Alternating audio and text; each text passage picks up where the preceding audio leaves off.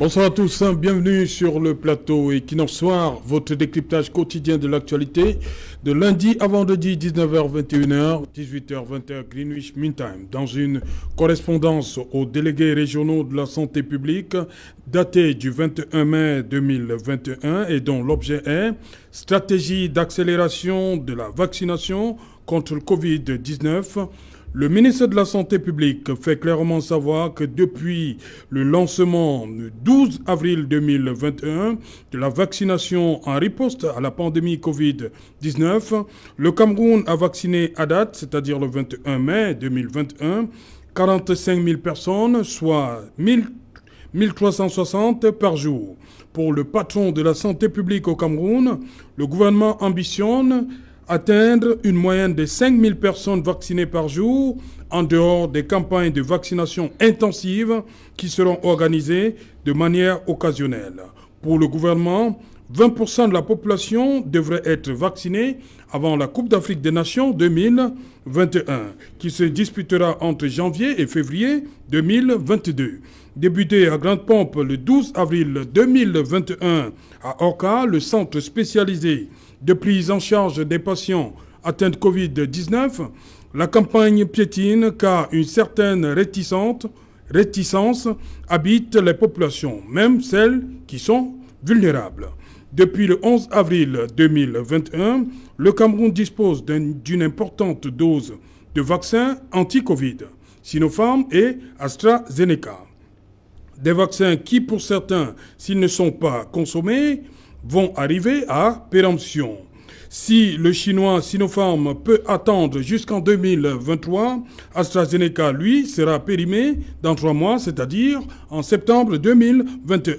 Si, dès le départ, les autorités sanitaires avaient fixé comme cap 80 personnes à vacciner par jour, la réalité sur le terrain est tout autre, 5 à 10 personnes par jour.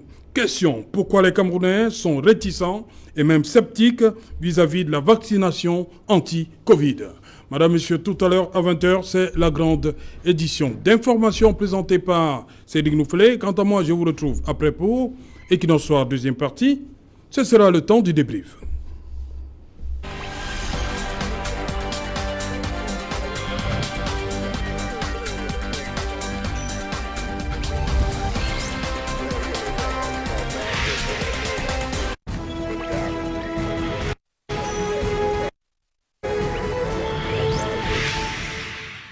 Vaccination contre le Covid-19, où en est-on?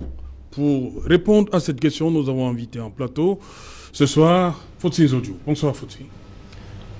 Bonsoir Serge Alain, bonsoir à mes co-panélistes, à Dr. Edouard, que je retrouve sur le plateau, à Charles Lisan, qui a disparu, du moins lors de mes invitations, depuis un bonsoir spécial à tous les prisonniers politiques qui sont dans les différentes prisons du pays et que nous espérons qu'ils seront libérés, parce que la libération est jusqu'à présent appelée par le mouvement pour la renaissance du Cameroun. Bonsoir à Olivier Bibounissa, au professeur Alain Fouguet, à Salomon Béas et à tous ceux qui sont injustement incarcérés juste pour avoir marché. Bon courage à eux. Les heures les plus proches de l'aurore sont les plus sombres de la nuit, disait le président élu, le professeur Maurice Kamto. Bon courage les gars. Voilà, bonsoir Charles Lisan. Bonsoir Serge, bonsoir Bamborg, bonsoir Fossin Zonju, bonsoir Docteur, bonsoir à tous les Camerounais qui nous suivent ce soir. À côté de vous justement, Bamborg Yevka, toujours avec ses attributs, autorité traditionnelle. Bien, bonsoir à tous les copanélistes et bonsoir à tous les Camerounais. Mais je suis très fâché ces jours-ci parce que vous savez, il y a un professeur qui a dit sur votre plateau qu'il y aurait un coup d'état scientifique qui est en préparation. Mais j'ai envie de croire, parce que quand un professeur dit quelque chose, il ne faut pas prendre ça à la légère. Alors, pourquoi je le dis? Parce qu'il y a 3 semaines, jour pour jour, j'ai été interpellé à l'entrée de Yaoundé par la douane camerounaise. Et alors, pourquoi il m'interpelle? Parce que je suis dans un véhicule Et ils font leur travail, ils me disent que c'est une mission de la présidente de la République qui doivent contrôler tous les véhicules dans ce pays. Alors je donne naturellement ma carte grise et ils m'informent que ma voiture n'a pas été dédouanée. Je leur dis que ça, c'est pas possible, parce que c'est une voiture qui a été achetée à la Kami Toyota. Ils me disent que la Kami Toyota, c'est pas parce que je dis Kami Toyota que c'est sûr que la Kami Toyota a dédouané cette voiture. Ils ont arrêté mon véhicule. Moi, j'ai saisi la Kami Toyota qui a ressorti les évidences que cette voiture a bel et bien été dédouanée. Alors, maintenant, pourquoi ils dérangent des Camerounais? Parce que si une voiture a été dédouanée et qu'elle n'a pas été prise dans le logiciel, parce que c'est qu'on m'a fait comprendre à la Kami Toyota, et que la douane a fait plusieurs migrations de logiciels et n'a pas su, ça je pèse des mots, n'a pas su faire de la migration des données. Alors en ce moment-là, qui doit souffrir? C'est l'utilisateur final, c'est le bureau du transport ou bien c'est la douane. C'est pour cette raison que je dis qui prépare ce genre d'emmerdement aux Camerounais. Ça, c'est l'interrogation. Donc, je suis vraiment fâché ces jours-ci par rapport à cette situation-là. Et je ne suis pas le seul Camerounais. Heureusement que je suis peut-être un peu privilégié, que Kami Toyota a pris mon dossier en main et ils m'ont donné des références de dédouanement de ces véhicules. Est-ce que tous les Camerounais auront le même privilège? Ça, c'est une interrogation. Il se trouve où actuellement votre véhicule? Je l'ai récupéré quand j'ai eu toutes les références de la Kami. Ils m'ont remis mon véhicule. Ils ont retenu votre véhicule ce jour-là? Oui, ils ont retenu mon véhicule parce qu'il fallait apporter des preuves que ce véhicule a été dédouané. Ils me disent qu'il y a des véhicules mal dédouanés, il y a des véhicules qui sont dédouanés PRC, c'est-à-dire par les agents de la présidence de la République, parce qu'eux, ils dédouanent pour rien. Et il y a des véhicules pas du tout dédouanés. À qui la faute? Les agents de la douane doivent faire le travail. Et quand vous finissez de dédouaner votre véhicule, vous allez au bureau de transport avec les évidences de dédouanement. On vous donne la carte grise. Mais qui ne fait pas son travail en ce moment-là? Il ne faut pas qu'on fasse souffrir des Camerounais. Okay. Vous avez quand même pu arriver au village, c'est à côté, à l'entrée de Yaoundé. Vous allez au village? Non, je partais du village pour me ravitailler en carburant avant de descendre sur Douala. Mais malheureusement, il fallait donc j'appelle mes enfants qu'ils viennent me récupérer. Imaginez-vous, un vieillard au bord de la route qu'on dérange comme ça. Un bonbon en plus. C'est peut-être pourquoi on vous a remis votre véhicule. Hein? Ah, peut-être, je dis que je suis privilégié, mais les autres Camerounais ne sont pas comme moi. C'est pour ça que j'interpelle, que si c'est le président qui a donné cet ordre-là, vraiment qu'on arrête et qu'on regarde ailleurs, parce que ce n'est pas là qu'il faut regarder. Oui. Ce n'est pas l'utilisateur final qui doit en souffrir. Oui. C'est pas ça. C'est pas là la solution. Comme pour les téléphones, il y a quelques mois. Les téléphones, bon, c'est aux oubliettes. Bonsoir, docteur Edouard. Bonsoir Serge, bonsoir à tous vos téléspectateurs, bonsoir à tous les copanélistes. Docteur, j'ai envie de vous poser une question. Vous êtes vacciné déjà, vous? Alors, je ne suis pas... On a parlé de personnel de santé, hein? Oui, bien sûr. Vous faisiez partie des... bien sûr. Oui. Non, j'ai personnellement une contre-indication à titre personnel qui me demande de décaler ma période de vaccination, mais ce sera fait. Voilà. Docteur Edouard, aujourd'hui, le débat est là. Pourquoi les Camerounais sont réticents vis-à-vis de... Vous avez vu la dernière campagne là qui se passe des personnes sur les réseaux sociaux? Quelle campagne? Des personnes vaccinées, là, tout ce qui se passe. Vous avez vu les images? Peut-être qu'il faut me rafraîchir la mémoire. Okay. Non, j'ai suivi une histoire de démon. Voilà. Ah non. Est-ce que tout ça ne participe pas? Oui, évidemment, qu'est-ce qui se passe? On met ça sous le coup de la désinformation, due aux fake news. On dit que les téléphones, le site de vaccination est magnétique, il est monté. Bon, si on est un peu, je pense que certains d'entre nous, si on a fait la physique à l'école, on sait bien qu'un aimant a un pôle nord, un pôle sud, et qu'il faut une certaine masse pour pouvoir retenir tout un gros téléphone ou bien donc c'est pratiquement impossible pour la petite dose de vaccination qu'on envoie pour pouvoir faire ça. Donc, où situez-vous le problème? Pourquoi les Camerounais traînent les pieds? Non, les Camerounais traînent les pieds pour plusieurs raisons. D'abord, il y a le sentiment d'urgence qui est en train de disparaître. Oui. et tout ça, parce que nous avons connu une période faste où il y avait plein de décès au moment du pic, parce que vous savez que la seconde vague, elle a débuté en début janvier, elle est montée, nous avons eu un pic en mars-avril, ensuite il a commencé à avoir une décrue au moment où on lançait précisément la campagne de vaccination. Donc il y a ce sens. Il y a les images qui nous viennent de l'Occident, hein. Ils sont en train de déconfiner là-bas. Oui, chaque période, chaque pays a sa courbe. Est-ce que tout ça encourage vraiment les gens à aller se faire vacciner? Chaque pays a son contexte. Je dis au Cameroun, c'est la question du sentiment d'urgence qui a disparu. Parce que quand il y avait, je me souviens, quand j'étais au bureau, quand il y avait les morts, tout le temps, tel est décédé, mon téléphone crépitait, docteur, on peut se vacciner ou on peut se vacciner ou on peut... Quand les morts ont commencé à baisser, les coups de fil aussi ont commencé à baisser. C'est-à-dire qu'il y a ce sentiment d'urgence qui est reparti. Ça, c'est la première des causes.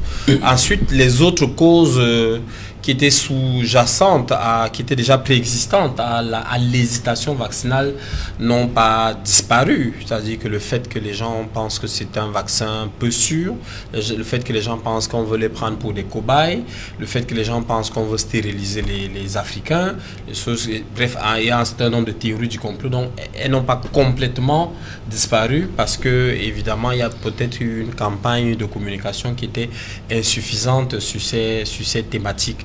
Mais les vaccins restent très sûrs, nous avons la preuve, nous avons des résultats assez spectaculaires dans d'autres pays. Les États-Unis viennent de vacciner complètement 101 millions d'Américains. Israël a vacciné plus de 60% de sa population. Bref, l'humanité vient de vacciner près de 2 milliards d'individus pour un virus qui est né il y a seulement 18 mois, pour un vaccin qu'on ne connaissait pas il y a 1 an. Donc c'est une énorme prouesse médicale qui est vraiment à saluer. Pour une fois, l'humanité a été face à un défi et l'humanité n'est jamais assez forte quand elle se retrouve face à un défi. Je pense qu'il faut féliciter la science, il faut féliciter les médecins, il faut féliciter les logisticiens qui ont mis tout ça là en place. Ok. Charles Lisan, 700 000 doses au Cameroun, 45 000 personnes vaccinées. Comment vous comprenez ça? Je comprends d'abord que sur la proportion, en termes de pourcentage, c'est moins d'1% de la population qui est vaccinée. Oui. Et c'est pas bon. C'est pas bon. C'est pas bon, c'est pas bon. Si aujourd'hui nous sommes à 1% à peu près par là de Camerounais vaccinés, sur près de 300 000 par là. Vous dites 1%, pourtant le gouvernement, lui, l'ambitionne 20% avant janvier. Tout à fait. Ça, c'est l'ambition du gouvernement. Comment on va faire? Justement, il faut accélérer. Accélérer? Il faut accélérer. Je ne vais pas revenir dans les causes qui poussent les populations à être réticentes face au vaccin. Il y a plusieurs autres causes. En dehors de ce que le docteur a dit, il y a d'autres raisons. Le fait justement de regarder une prouesse scientifique d'un vaccin qui sort 1 an après une pandémie pareille, alors qu'on en a une qui tue depuis Mathusalem, qu'on appelle le sida, une autre pandémie en Afrique qu'on appelle le paludisme, et on n'a jamais eu de vaccin. Certaines personnes se disent que c'est fait, oui, bon, ça rentre dedans. Et certaines personnes se disent que c'est fait exprès, surtout dans la guerre des grosses firmes pharmaceutiques. Ça, c'est de l'autre côté, vous avez le nombre impressionnant de vaccins qui sont dans le circuit d'homologation au niveau de l'OMS. Pour un virus, c'est trop de vaccins. 3, d'après les rigueurs scientifiques, il y a un échantillon de personnes inoculées par le vaccin pour voir s'il est efficace. Le nombre de tests, c'est-à-dire le nombre de personnes prises entre parenthèses comme cobaye pour le test, n'est pas assez représentatif pour que les... Donc, tout ça fait en sorte que quand vous ajoutez aussi les grands noms de la pharmacie mondiale qui estiment qu'il y a en dehors de ça la guerre des grands groupes pharmaceutiques dans une politique internationale avec certains États, ça pousse donc l'habitant lambda dans un coin isolé à se dire que je préfère moi mon Fimbrangas, je préfère mon Ngulbetara, je préfère mon Nokouk, je préfère la pharmacopée traditionnelle. C'est aussi des chiffres qu'on n'a pas, mais qui, mis ensemble avec les chiffres de la santé publique, peuvent augmenter les chiffres. Ça, c'est un côté. Maintenant, il y a un gap à suivre. Ailleurs, certains pays sont allés jusqu'à imposer la carte de vaccination pour certains services publics. Il y en a qui estiment que si vous voulez prendre un bus, le TGV, le train, l'avion, vous devez présenter votre carte de vaccination. Et c'est même la carte d'identité. Vous voyez à quel niveau ils sont. Donc c'est une manière subtile de pousser les populations à aller se vacciner. Nous qui aimons le foot, on a vu comment certaines équipes, lors de la Champions League, n'ont pas joué chez elles, au vu des contraintes sanitaires, et aller jouer sur terrain neutre, parce que là-bas, c'est possible que les matchs se jouent avec l'affluence des publics qui arrivaient sur le terrain. Donc, les Camerounais sont donc dans cette situation où, d'un côté, on a un sentiment de rejet de ceux qui dirigent, entre guillemets. Vous avez au milieu ceux qui sont censés porter la parole, qui eux aussi jouent le jeu du mouvement populaire en disant que ces vaccins sont dangereux. De l'autre côté, vous avez maintenant ceux qui suivent l'actualité et qui la voient dubitative à travers ce qui se passe. Mais ce qu'il faut dire, c'est qu'il faut se vacciner. Il faut se vacciner parce que actuellement, c'est la seule route pour que nous soyons tous au-delà d'être, pour qu'on soit soignés. Maintenant, je termine par les vaccins en eux-mêmes, les premiers pays à avoir pris les vaccins sont les pays scandinaves. C'était AstraZeneca. Et quand 3 mois plus tard, la majorité de ces pays décide de ne plus prendre ce vaccin, et l'Union européenne va en procès contre la firme pharmaceutique parce qu'ils estiment que certaines données ont été biaisées pour que cette firme pharmaceutique gagne le marché de vaccins en Europe. Ça pose aussi d'autres problèmes que le Camerounais qui voit le même vaccin AstraZeneca qui arrive chez lui se pose des questions. C'est-à-dire, le gars se dit, mais tiens, les Blancs ont créé leurs choses. Voilà comment le gars réagit. Les Blancs ont créé leurs choses. Mais on n'a pas que AstraZeneca au Cameroun. Je parle de lui. C'est le premier qui est arrivé. Il y a aussi Sinopharm qui n'est pas les Japonais, voilà. Pas les Chinois. Si AstraZeneca ne rassure pas, il peut aller. Il peut aller c'est les Chinois, Sinopharm. C'est les Chinois quand les autres de AstraZeneca disent que les Chinois, c'est le Chinois. Donc, il y a donc tout ça, vous voyez. Oui, il faut comprendre. Donc, c'est dans ce mouvement de communication que mon frère, docteur Etoile, doit donc élever le niveau de la communication. Je ne suis pas le ministre, je ne suis pas une autorité sanitaire. Quand je parle du docteur, je parle de ce qu'il représente. Et même au niveau de la com, ça doit se passer ainsi. Donc, moi, j'estime que le gouvernement doit aller un pas dessus, à travers une manière subtile, c'est-à-dire le milieu, c'est-à-dire la médiane, de trouver comment subtilement il peut pousser les Camerounais à se faire vacciner pour atteindre, que ça ne soit pas de manière contraignante, sans oublier le sacro-saint principe du fait que ce n'est pas obligatoire. Mais il faut une manière subtile pour que les gars se vaccinent. Alors, on va revenir sur le caractère obligatoire parce qu'on ne comprend pas. On dit que ce n'est pas obligatoire, mais on dit que le personnel de santé doit se vacciner. Docteur Etoile va nous dire. Faut-il audio sur cet aspect? Est-ce que les Camerounais ont suffisamment été informés de l'importance, sur l'importance de ce vaccin? Parce que beaucoup ne se sentent pas rassurés. Vous savez, le véritable problème de l'homme africain, c'est le fonctionnalisme lié au suivisme. Moi, je l'ai dit officiellement, je ne suis pas pro-vaccin. Ça, on doit me le conseiller. Je ne suis pas pro-vaccin. Parce que je suis de ceux qui pensent que lorsqu'il y a une situation qui englobe le monde, chaque peuple, je parle bien de chaque peuple, doit s'asseoir et définir ses propres stratégies au lieu d'adopter les stratégies qu'on propose comme des solutions humanitaires avec toutes les guerres économiques, toutes les guerres géostratégiques qui se jouent à l'intérieur. Le cas du Cameroun est le cas de beaucoup de pays d'Afrique et même de beaucoup de pays du monde. Mais pourquoi ça arrive?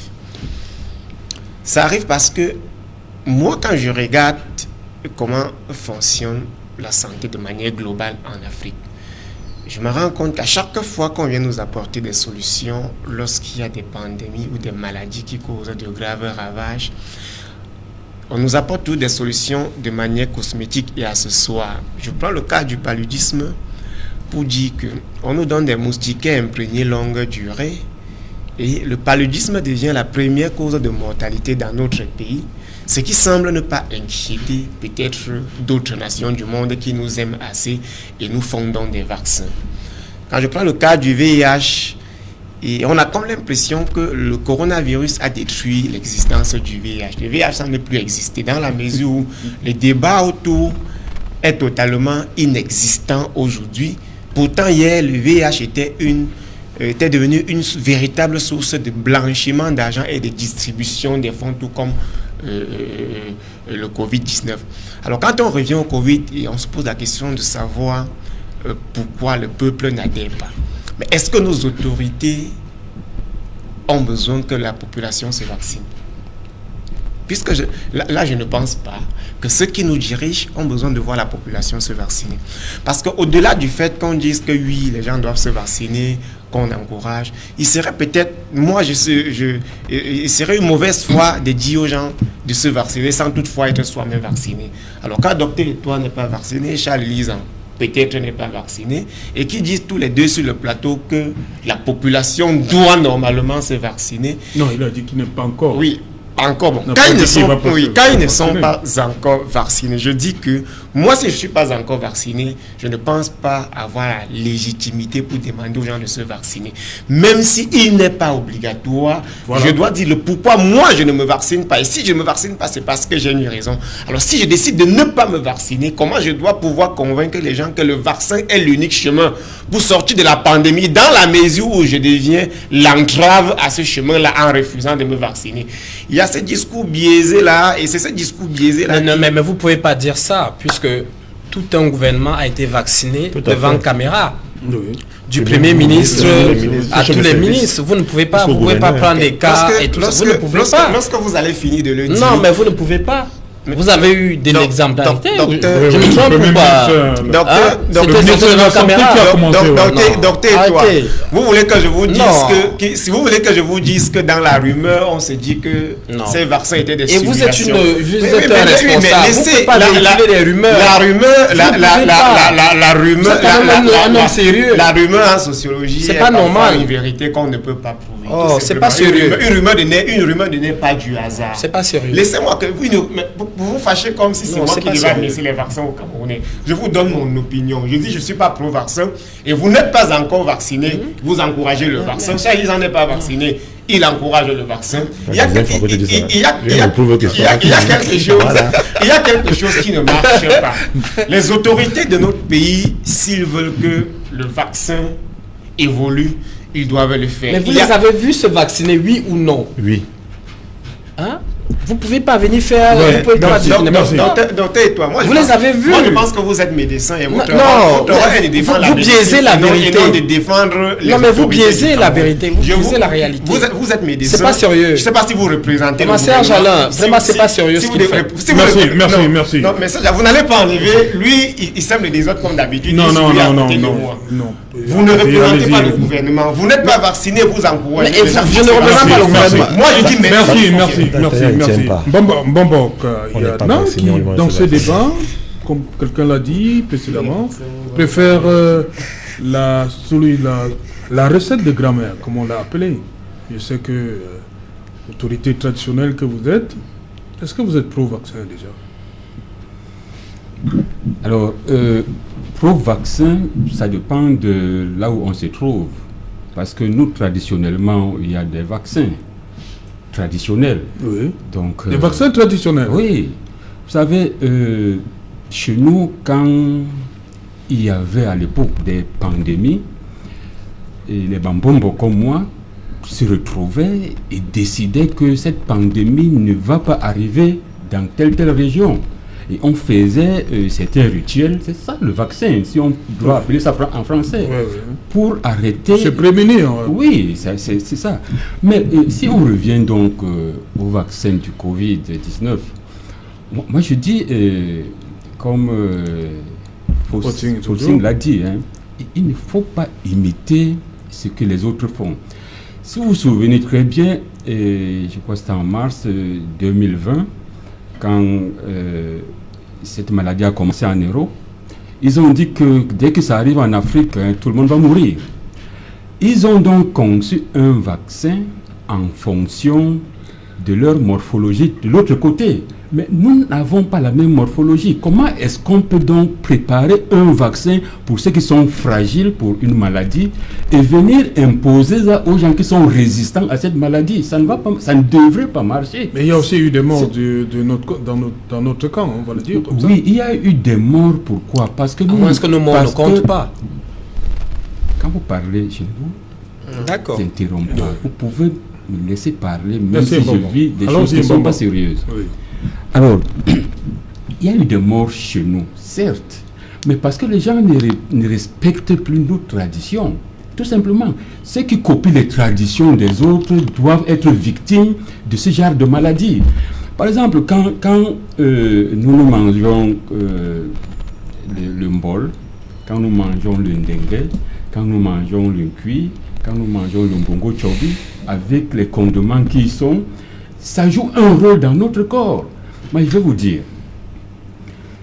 il y a des maladies qui sont fabriquées dans des laboratoires. Chez nous, le Bassa, il y a le son.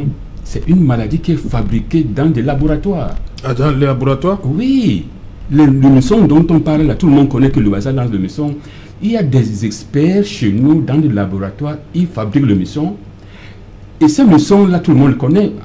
Enfin, on entend parler de ça. Mais il y a une façon de se vacciner contre ça. Oui. Il suffit de faire, bon, ça, on ne dit pas ça en français, il suffit de faire le mingue.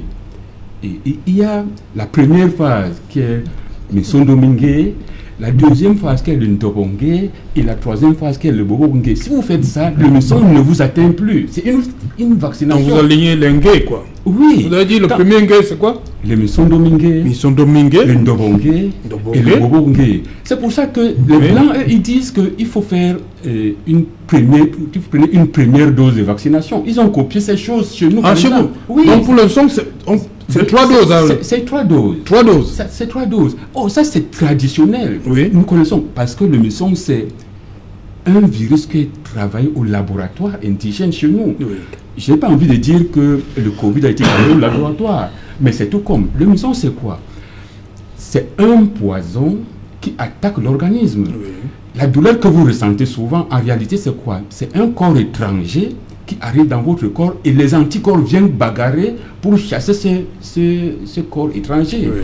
Et il faut donc maintenant administrer un produit qui va détruire ce corps étranger. Mais c'est quand ce corps étranger domine vos anticorps, c'est là que vous mourrez. C'est exactement le même comportement.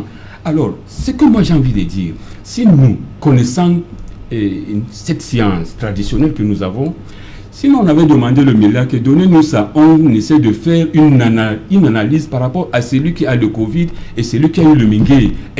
Quel est le comportement? Mais on pouvait donc analyser de ce côté-là, comprendre qu'il y a une vaccination traditionnelle qui va avec nous, qui peut permettre à tous les Camerounais de passer par là et d'être immunisés. Mais pourquoi ne pas réfléchir comme ça? Parce que le rapport de force voudrait que, comme c'est les Occidentaux qui nous donnent de l'argent, il faudrait qu'on s'aligne sur leur politique, parce que nous sommes des mendiants. Et pourtant, nous avons nos solutions traditionnelles qui marchent et qui peuvent marcher. Voilà. Faut-il toujours vous terminer dans votre propos? Merci, Serge-Alain. J'espère cette fois-ci que docteur et toi sera plus discipliné. Vous mangez encore votre temps. Je disais que la population, alors, ne se retrouve pas dans la communication qu'il y a autour de la vaccination. À l'arrivée des vaccins, on a d'abord contesté le choix qui nous avait peut-être été imposé et le gouvernement a vu la contestation et a fait c'est un don. Bon, moi, nous sommes des mendiants, quand il n'y a pas de choix imposé, le mendiant, quand il pense même avoir eu le choix, en réalité, il n'a pas de choix parce que sa condition de mendiant, la faim dans son ventre l'oblige à accepter n'importe quoi. Donc, on a pris un second vaccin et on nous laisse le choix de prendre entre AstraZeneca et le vaccin chinois qui en lui-même est contesté en Occident, tandis qu'AstraZeneca aussi est contesté ailleurs. Alors la population se pose la question: est-ce que nous avons besoin de ces vaccins pour sortir du coronavirus? Ça, c'est la première question. La deuxième question est celle de savoir si tout le gouvernement a été vacciné. Nous avons vu à la télévision. est-ce que l'opinion publique croit à la sincérité de ce vaccin? Je ne doute pas que le gouvernement a été vacciné, mais est-ce que l'opinion publique croit à la sincérité de ces vaccins? La réponse est non, parce qu'il faut juste aller questionner dans la rue. Quand tu dis à quelqu'un, gars, tu penses quoi du vaccin? Le ministre s'est vacciné. Il dit on se connaît déjà. Il y a un problème de fond. Ce n'est pas seulement au niveau des vaccins. Même si cette pandémie est arrivée à vouloir déraciner tous les Camerounais, le fait que nous ayons plusieurs fois commis des fautes graves, et le fait que nous avons plusieurs fois trompé les Camerounais amène la population à surfer et à croire plutôt à la rumeur qu'à la démarche gouvernementale. Mais je suis de ceux qui pensent que le vaccin n'était pas la solution à prendre, parce qu'au début du coronavirus, il y a eu plusieurs propositions de thérapies qui avaient été proposées, parmi lesquelles la solution traditionnelle proposée par Monseigneur Cléda, que je suis venu avec 2 doses que j'ai laissé dans mon véhicule, parce que j'ai pris pour remettre à un de mes papas qui était atteint du Covid. Et aujourd'hui où je parle, il est guéri pour avoir consommé seulement une seule dose. Je le dis en public parce que j'ai ces doses. Moi, j'ai aussi vu le produit. C'est bien fait, c'est bien emballé. Ça peut même s'exporter. Mais comme nous sommes des mendiants, nous mendions la paix, nous mendions les financements du FMI. Mais là, votre parent, il est déjà malade. Ça, c'est curatif. Oui, maintenant, nous sommes dans la prévention. Si Monseigneur Cléda a trouvé des médicaments qui semblent être très difficiles aussi à trouver ailleurs, je pense que nous sommes aussi capables de trouver des solutions de prévention, des solutions préventives. C'est possible. Il faudrait juste qu'on donne la possibilité à ceux qui ont envie de faire des recherches, qu'on sorte dans ce fonctionnalisme-là qui nous fait croire qu'il y a une universalité des sciences et que notre position scientifique ne nous permet pas encore à atteindre une certaine capacité d'analyse et de création. Pour moi, c'est ça la solution. Okay. Et notre gouvernement, jusqu'à présent, continue tout simplement de copier tout ce qui est proposé, parce que ces propositions vont avec les fonds qui marchent avec. Voilà. Permettez, Charles, d'abord, docteur Etoile, l'objectif du gouvernement est clair. 20% de la population doit être vaccinée avant janvier 2021. Comment ça va se passer? Non. Vous savez, je suis l'un des rares médecins qui accepte vos invitations. Oui, justement. Merci beaucoup. Et je pense que c'est voilà l'un des problèmes. C'est-à-dire que quand on parle de la communication, évidemment, tout le monde a sa part de responsabilité. Probablement, le gouvernement communique mal. Probablement, les professionnels de la santé ne montent pas à ce chrono. Mais les médias aussi ont leur part de responsabilité. Parce que si vous invitez tout le temps des gens à longueur de journée qui sont anti-vaccins, qui détruisent, qui disent que la science c'est rien, et tout ça allant au village et tout. Comment Equinox est une chaîne, je pense, la chaîne la plus suivie. Vous avez aussi une responsabilité sociale. Non, le débat est contradictoire sur Equinox. Oui, je ne refuse pas. Voilà, c'est pour dire que c'est anti. Non, ça dit que il y a le débat et il y a l'éducation. Oui. Il y a l'éducation pour la santé. Ça dit que quand vous avez une communication, ça dépend de l'objectif. Si c'est un objectif, aujourd'hui, je suis médecin, seul médecin sur le plateau contre 3 personnes, on va peut-être sortir avec un pugilat et tout. Peut-être que le public, à la fin, ne sera même pas situé sur ce qu'il faudra faire. Donc, la responsabilité, je suis venu en tant qu'expert de santé, je ne suis pas une autorité sanitaire, donc je ne porte pas la responsabilité de que les gens se vaccinent ou qu'ils ne se vaccinent pas, mais je dis, tout le monde doit mettre sa main à la pâte. Pourquoi ? Parce que aujourd'hui, l'épidémie semble être en train de chuter, mais il y a un fort risque de rebond, probablement autour d'octobre, novembre. Il y a un fort risque de rebond avec une CAN qui va se jouer, je pense, en janvier. En janvier. Et donc, on vient de vivre le Chan, où on était limité à 25% de capacité. Nous attendons la CAN où nous voulons faire le plein d'œufs des stades. Nous sommes obligés d'accélérer la vaccination. Pas parce que, c'est-à-dire que c'est au moins pour prévenir un risque de rebond. C'est ça en fait la question. Parce qu'il faut bien voir, vous aviez eu une première vague en mars de l'année passée qui s'est achevée.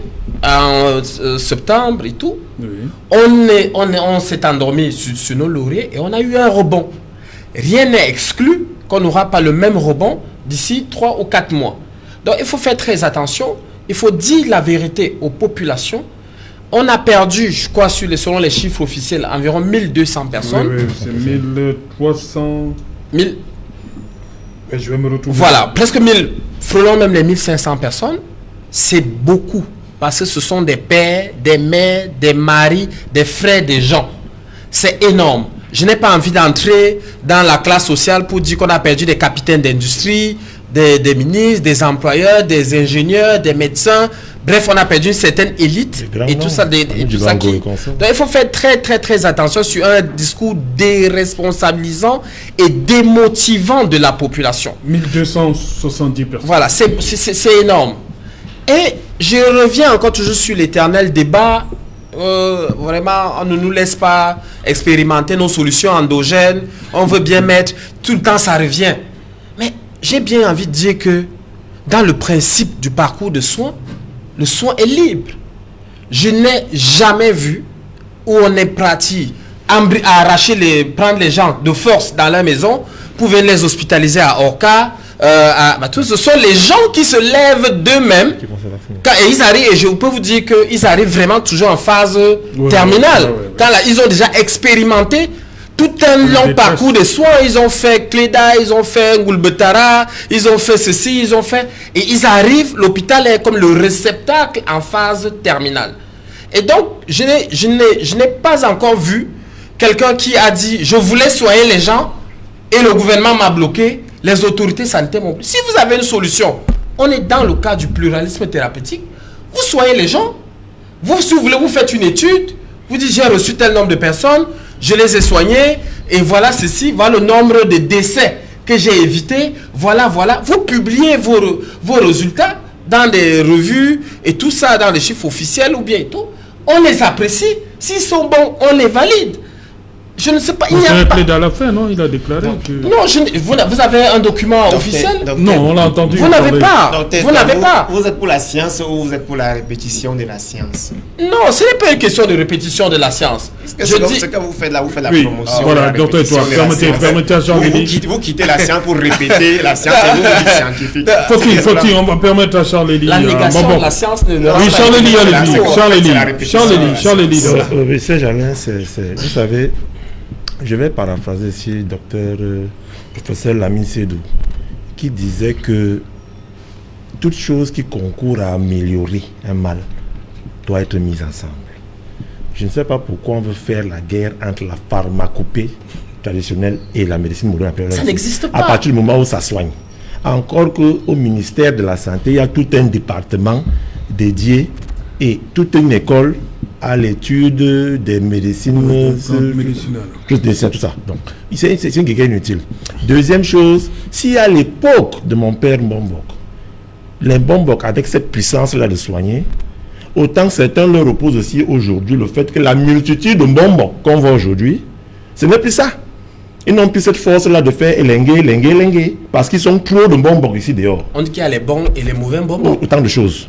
Donc, si à l'époque il y avait, c'est la même chose. Si à l'époque il y avait cette puissance-là, cette force-là du Mbombok, c'est parce qu'il y avait une école, il y avait un rite initiatique, il y avait un moule, et il y avait une éthique où on les formait dans la case sacrée et ils en ressortaient nantis du pouvoir traditionnel, du pouvoir soigner. Aujourd'hui, beaucoup ne le font pas. La preuve, mon père Mbombok porte des lunettes médicinales qui sont de la médecine moderne. Il peut aussi avoir une fonction qui pourrait le soigner. Bien sûr. Bon, maintenant je continue. Je vais aller vers mon frère Fossin Zondio. Vraiment, Fossin. Le tabouret ne se moque pas du menuisier. C'est pas bon. Je voudrais te faire comprendre que quand on parle d'un système de santé où on parle de la vaccination, autant tu peux être contre la vaccination, autant je suis pour, autant on peut trouver des solutions. Encore que moi j'ai donné les raisons pour lesquelles certains estiment qu'ils n'iront pas se faire vacciner. Et je m'arrête là. Mais je dis je suis pour la vaccination. Autant il faut arrêter de tirer de long en large sur des choses qui ne sont pas. J'ai suivi ici que blanchiment d'argent, distribution d'argent. Je suis quand même surpris que dans l'économie de cette maladie, que tu n'aies pas parlé des masques.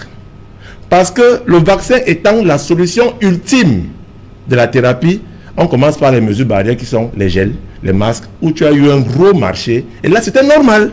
C'est-à-dire, pour vous, Vous êtes toujours dans des logiques du fait que ce n'est pas bon.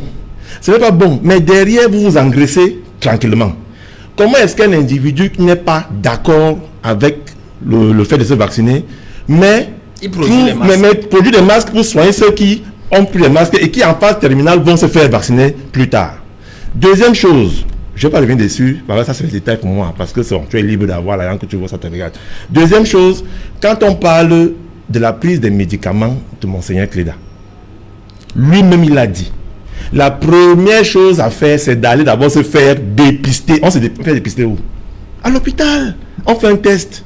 Et quand ça c'est positif, vous pouvez aller vers lui, parce que dans le choix thérapeutique qui est optionnel, vous pouvez aller vers lui, vous pouvez aller vers l'hôpital que vous voulez. Et quand vous allez vers lui, prenez la première dose. Et ce qui fait ensuite qu'on sache que vous avez guéri, c'est pas parce que vous commencez à courir ou à sauter. Vous repartez à l'hôpital, refaire un autre test qui prouve que vous avez guéri. Donc il y a donc une cohésion, une complémentarité entre la médecine traditionnelle. Ne les opposons pas. Ne les opposons pas. C'est ce discours qui n'est pas bon. Ne les opposons pas, avançons et soyons nous-mêmes les exemples de ce que nous voulons montrer. Je suis pour la vaccination, et je dis, je tire sur ceux qui sont chargés de la politique sanitaire dans le sens de la communication qui n'est pas assez poussée. Il est inadmissible qu'on ait le même médecin. Merci. Dans les radios, télé, partout, docteur et toi, il faut que nous viennent aussi parler. Permettez, on va revenir, hein, c'est intéressant, on va revenir après le journal. Merci. Une page de pub d'abord. Et de douane au 25, il n'y a pas le salaire, il n'y a plus rien à manger. Oh, je l'ai touché plus tard. Avec le voyage et le long rang qui est là-bas,